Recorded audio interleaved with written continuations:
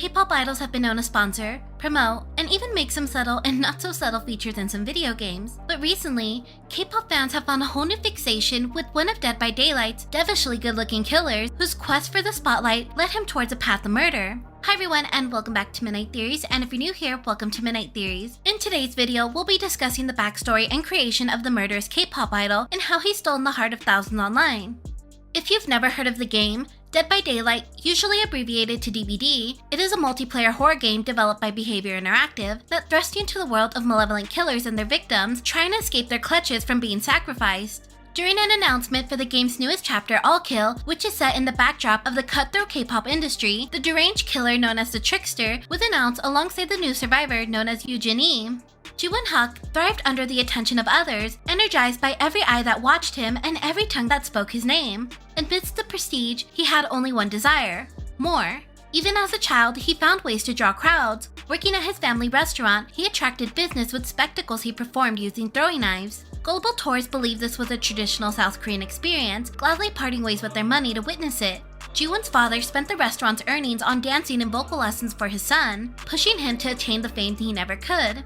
Jooon did not disappoint. After years showcasing his abilities to nobodies at talent shows, he hit the track to stardom. Yoo, a producer at Mighty One Entertainment, recruited Jooon into the training program. He transferred to a dormitory in Seoul, where for 14 hours a day, he was crafted into a star, taught to move and sing, and how to carry himself with the right balance of confidence and modesty. As draining as the process was, it worked. Yoonjin selected Jooon to join the band No Spin, bringing a raw energy to their tracks. Jooon lived in a daze of interviews and adoration, and though the frenzied schedules exhausted his bandmates, he was invigorated. Each day was an affirmation that he was greater than the mediocrity society spewed out. But over time, the champagne grew stale. When he looked at his fans, he saw their joy and envy splitted 5 ways, thinned out between each member. The validation that had surged through him left a desperate yearning for more. Jooon kept his impressions, mimicking a charm long buried under loathing. He recorded the latest No Spin album with his bandmates, never missing a beat. After a lengthy lunch break, he returned to the studio to discover fate had granted him a gift. The scent of burning wires was unmistakable. He rushed to the control room, finding the door blocked by fallen speakers. On the other side, his bandmates pounded on the door, their cries accompanied by the crackling flames. Jooon called to them, dashing to the speakers, grabbing one and stopping. Each burst was a conscious and deliberate process requiring all his attention. The nearby cries hardly audible until slowly he backed away. And then he heard it, screaming for him to save them.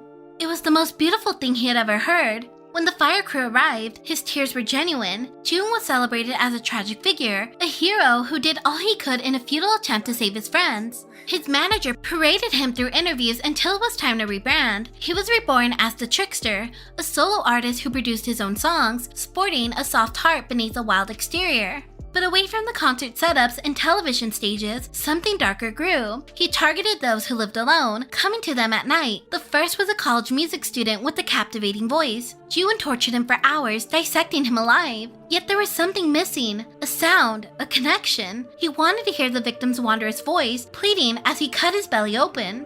But all he received was muffled cries through a rag. He quickly learned and adjusted. Victims had to be abducted, driven to an abandoned building where he could let their voices carry unrestrained emotion. He made music from them, prodding in the right ways to invoke different types of shrieks and howls. There was an honesty in their suffering. Jooon recorded each session, synthesizing and working them into his songs, hiding them beneath layers of melodies.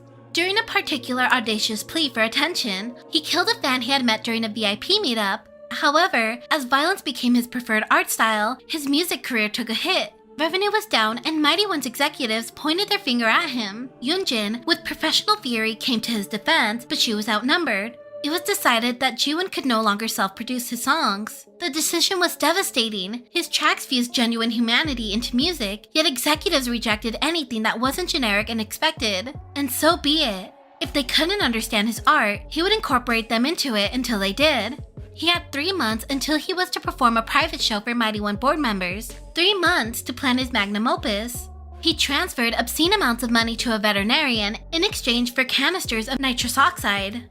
Then, bribed the stage technician of Mighty One's private theater for access to the room. When he arrived, half-conscious bodies were splayed in the seats and crawling across the floor. He worked quickly, binding everyone, pausing only when he came to Yoonjin. Even under sedation, she fought. He propped her up as the lone audience member, prying her eyes open. The others, sniveling and sobbing, were brought on stage to perform their final act. With the contemptible sneer, he slapped makeup onto their faces and shone stage lights upon them. They became his instruments. To the sound of self-produced melodies, he tortured them, gracefully dashing from one body to the other, conducting an operatic crescendo from their wailings, until with the toss of his throwing knives, the final human instrument fell silent and the music stopped.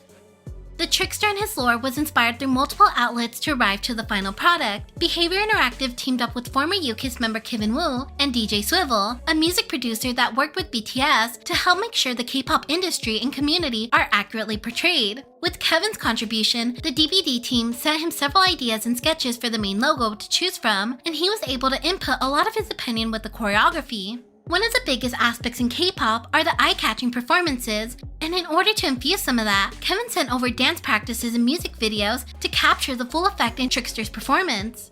To find the missing essence needed to complete the killer K-pop star, DJ Swivel, who has worked with BTS for several years, was asked to make a high-energy dance track that implements both the horror and K-pop genre. While working on the track, the animation and story was still in progress, which allowed the producer to get more creative, leading him to inject his own creative elements, such as capturing an orchestra of screams and incorporating that into his music in a more subtle and musical way. This also added to the Trickster's lore, weaving both elements together to create a fitting backstory. To fully immerse the player and viewer into the dark K-pop setting, the character debuted with an anime-style-like trailer, which was never done before for this franchise. The trailer not only served as a first glimpse of the new killer and survivor, but also created an unexpected hype that introduced a whole new audience to the franchise. Fan art, edits, thirst tweets, cosplays, and even a comparison to a real-life K-pop idol soon manifested. Even the fierce Drag Race star and Dead by Daylight fan Kimchi partnered up with Behavior Interactive to bring the survivor Yoonjin to life and sharing their love for the killer. K-pop fans, especially Ateez's fandom, could not get enough of this devilishly good-looking killer and compared his killer looks to Ateez's Hongjoong. And not gonna lie, if you told me Trickster's character design was inspired by Hongjoong, I would believe it. Because of the big buzz around Trickster, the news made its way to Hongjoong himself. Fan had shared the comparison between the two through Ateez's fan cafe, and it was also mentioned to him by a lucky Twitter user during a fan call. Day by day, I heard that some Ateez give me a message with fan cafe. Oh, They say, okay. Like, "Hey, character looks like me." Yeah, it does. Wait, let me show you. I don't know how to switch the screen, but Like him. He's so scary. Netizens can't get enough of this fictional singer, and who can blame them? Have you ever heard of the maniacal killer before today? Let me know in the comments down below. And as always, thank you for watching and enjoy your stay.